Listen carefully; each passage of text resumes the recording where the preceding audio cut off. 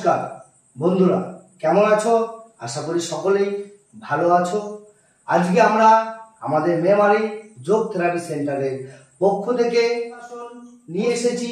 পশ্চিমোত্তাসন আমরা কিভাবে করব, কোন টেকনিকে করলে আমাদের পশ্চিমোত্তাসন একদম সঠিক হবে, বা কোন কোন দিকগুলোতে আমাদের নজর রাখতে হবে, যেগুলো আমাদের ভুল ভ্রান্তি বেশি হয়, বা আমরা বিভিন্ন কম্পিটিশনে যাই, কম্পিটিশনের আমরা বিভিন্ন জায়গায় কম বেশি নাম্বার পেয়ে থাকি।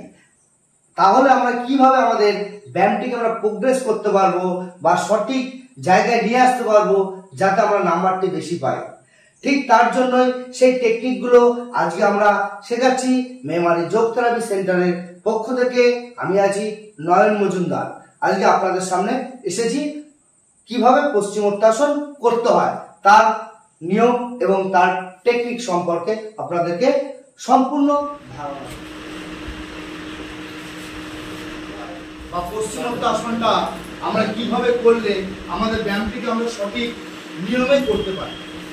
যেহেতু আমরা দেখবে বিভিন্ন জায়গায় বিভিন্ন কম্পিটিশনে নামি, সেটা আমাদের জেলা স্তরে হতে পারে, রাজ্য স্তরে হতে পারে এবং ন্যাশনাল স্তরেও হতে পারে। তাহলে যদি আমরা সকলেই সমানভাবে নামি, বা যে কোনো ব্যায়ামে আমরা সকলেই একসঙ্গে নামি, যে একসঙ্গে 10 জনে ব্যায়াম করলে 10 জনে কিন্তু সমান নাম্বার পায় না, তার মধ্যেও কেউ না কেউ ফার্স্ট হয়।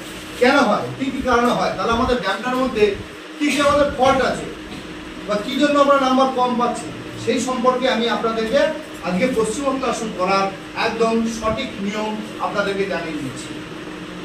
না, প্রথম শুরু করো। পশ্চিমোত্তাসন, হাতগুলো সামনে তোলো, ধীরে ধীরে আস্তে আস্তে বসে পড়ো, পাগুলোকে ছড়িয়ে দাও। এবার হাতগুলোকে আস্তে ধীরে ধীরে মাথার উপরে তোলো সুন্দরভাবে। এবার বডিটাকে সোজা টেনে উপর দিকে তোলো, বডিটাকে সোজা টেনে উপর দিকে তোলো সবাই। পায়ের পাতা একদম ঊর্ধ্বমুখী আকাশের দিকে থাকবে, পায়ের পাতা কিন্তু কারোর সামনের দিকে থাকবে না, একদম সুন্দরভাবে।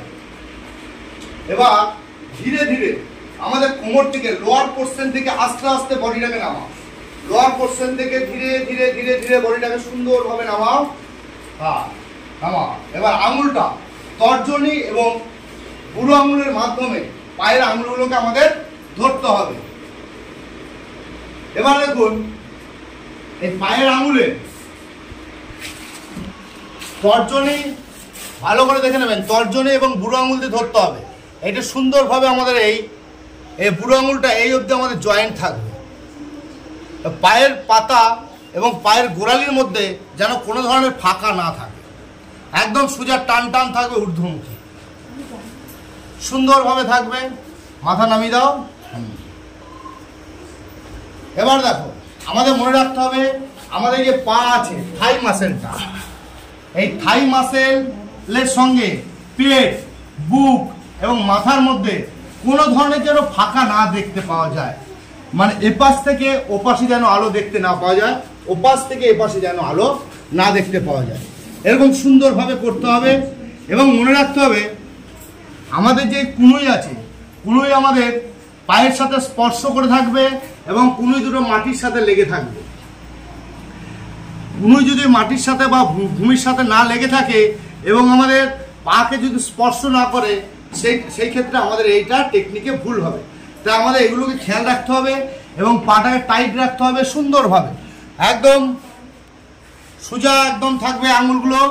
দুটো আঙুল দেখুন, আঙুল যদি আমরা ঠিক মতো না ধরি, তর্জনী এবং বৃদ্ধাঙ্গুলির মাধ্যমে এটা আমাদের ধরতে হবে, সুন্দরভাবে ধরে রাখতে হবে এবং কুড়িটা ঠেকাতে হবে এবং দেখতে হবে আমাদের এই পোর্শনটা দিয়ে যেন এই দিকে যেন আলো না দেখতে পাওয়া যায়।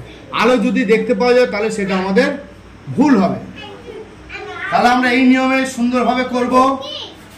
এবার আস্তে আস্তে আমরা সুন্দরভাবে বডিটাকে ছেড়ে দেবো। বলো, ঠিক আমরা যেভাবে ধরেছি ব্যায়ামটি ঠিক সেইভাবে ছাড়বো।